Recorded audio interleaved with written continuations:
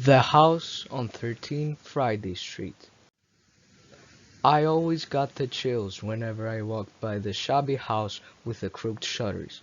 Nobody ever dared to go near, and people said that you could hear strange noises coming from inside. It was a rainy Halloween afternoon. Me and my friends, Tom and Nick, were gathered at my house. One of our traditions was to say spooky stories before trick-or-treating. My best friend Nick told the first story, but nobody liked it. Then he proposed to share with us the story of the abandoned house on 13 Friday Street. The story goes like this. Once upon a time, a music teacher named Ellen Moore lived at that house and gave lessons to her students on a daily basis. Rumors say that one day she got so angry that she lost her mind and murdered every single one of them. After she realized what she had done, she took her life as well. The loud noises coming from the house are said to be the ghosts of the students crying for help. Nick's story made our hair stand on end. Later, Tom challenged me to go trick-or-treating to that house. To be honest, I was a bit afraid, so I suggested that we go there all together.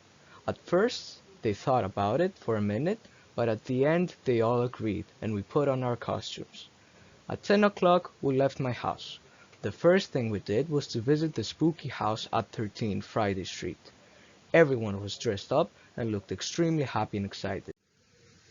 As soon as we arrived, Nick started laughing. Are those actual skeleton skulls or just decoration? I guess we'll never know. We knocked, but there was no answer, so we started to leave. Surprisingly, the door creaked open. We entered the dark house and started looking around. Suddenly, we heard the noise of something breaking. We all turned pale.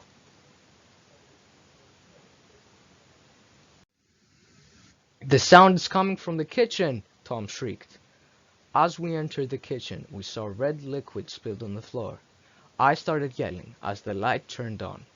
There was an old lady standing in front of us, looking at the broken plate of bread and strawberry marmalade that she had just dropped. "What are you doing here?" she screamed. "We're trick-or-treaters, ma'am," Tom said. "Oh, I'm sorry. The only candy I have left is marmalade." "That's fine. We were actually leaving," I replied in relief. The next day we woke up and immediately went to tell our parents about our adventure. "I guess the rumors were wrong," Nick said. "What rumors, sweetie?" my mom asked. "About the house at 13 Friday Street. It's not abandoned. There is actually a pretty friendly lady living there."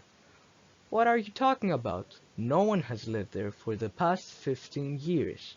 I personally knew the previous owner, and she died many years ago. Her name was Ellen, if I remember correctly." The end? I guess we'll never know.